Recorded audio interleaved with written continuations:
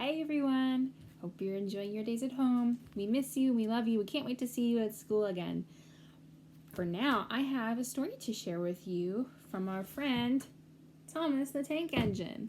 Now this is a big book that has lots of different Thomas rhymes in it, different Thomas stories that have the same sound at the end. But I'm going to pick one story to share with you, and then I'm going to put a link in the description of this video that will lead you to a virtual field trip of the Railroad Museum of Pennsylvania. And on that website, after we listen to our story, you can visit the museum and the trains on your computer, and you could look around and see if you can find anything that might look like Thomas or his friends. So we are going to read this story about Henry, Thomas's friend Henry. Henry is handsome, but Henry was vain. He never liked getting stuck in the rain. Henry would say of his beautiful sheen, "I'm the handsomest engine you've ever seen. Yes, the shiniest engine that was ever made. My coal must be of the highest grade." But when he gets snooty, the other trains say, "Don't forget, Henry, being vain doesn't pay." And being vain, boys and girls, is just a word for meaning that you think yourself better than other people. You think, "Oh, I'm so great, I'm better than you." That's what being vain means.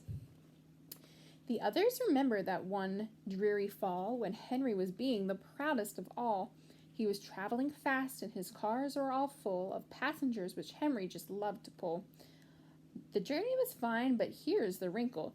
On this cloudy day it started to sprinkle. "Oh, I mustn't get wet," Henry whined to the guard. "My beautiful paint job will surely be marred." Thus silly old Henry was blinded by pride, so he entered a tunnel and stopped just inside. "What's going on?" called the riders and crew. "We have places to be and big things to do." But Henry was firm. "I'm staying inside." And he wouldn't hear as his passengers cried. They pushed and they pulled and they begged and cajoled, but Henry would just not do as he was told. Sir Topham Hatt said, "We've tried and we've tried. If he will not move, then we'll block him inside." So his coal bin was emptied, his wheel cogs were locked, and Henry inside the tunnel was blocked. A non-working engine is quickly forgotten, and it wasn't long before Henry felt rotten. Weeks passed, and poor Henry was filled with despair. The engines passed by as if he wasn't there. Seeing Gordon and Edward still working so bustily made Henry ashamed that he acted so fussily. But to Henry's good fortune, one day things went wrong. The express pulled by Gordon was rushing along when out in the country a long way from town, his water pipe burst and poor Gordon slowed down. No water, no steam, and no steam means no go. "Oh, what will I do?" Gordon wanted to know. "There's no other engine to handle this mess, for Edward's too little to pull the express. But what about Henry? Is he big enough?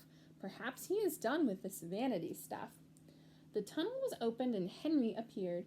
He was covered with grime and his paint was all smeared, but he was so glad to be running again, he pushed with the strength of 10,000 men. The express reached the station a little bit late, but Henry, though dirty, was feeling first rate, and just to reward him and pay him his due, they gave him a fresh coat of paint, this time blue. But blue didn't suit him. He much preferred green, so again they repainted, and this time he felt keen.